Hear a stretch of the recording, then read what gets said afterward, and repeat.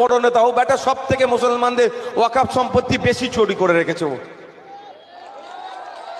ফিরহাদ হাকিম গো, ফিরহাদ হাকিম সাহেব সব থেকে বড় ওয়াকফ চোর হচ্ছে পশ্চিমবাংলার, তার নাম হচ্ছে ফিরহাদ হাকিম সাহেব। কিছু ডাইরেক্ট চুরি করেছে আর কিছু ইনডাইরেক্ট করেছে। এই কথা যদি আমি ভুল বলি, ফিরহাদ হাকিম সাহেব আমার নামে মামলা করুক, আমি কোর্টে গিয়ে প্রমাণ দেব।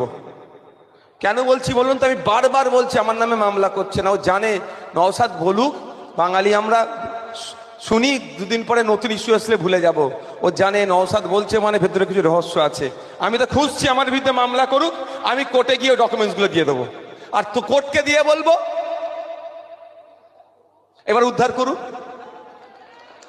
ও বেটা, ও দেখছে নওশাদ আমার নামে 500 বার বলুক, আমি তো 500 কোটি সম্পত্তি পকেটে ভরে রেখেছি। নওশাদ আমার বিরুদ্ধে চোর চোর বলুক, কিন্তু আমি 1000 কোটির ওয়াকফ তো আমি ঝেড়ে রেখে দিয়েছি। তা আমি চ্যালেঞ্জ করছি, ফিরহাদ হাকিম সাহেব পশ্চিমবাংলায় সব থেকে বড় ওয়াকফ চোর। ও মুসলমানদের ভালো চাইবে? যে মুসলমানদের পূর্বপুরুষের রেখে যাওয়া সম্পত্তি লুট করে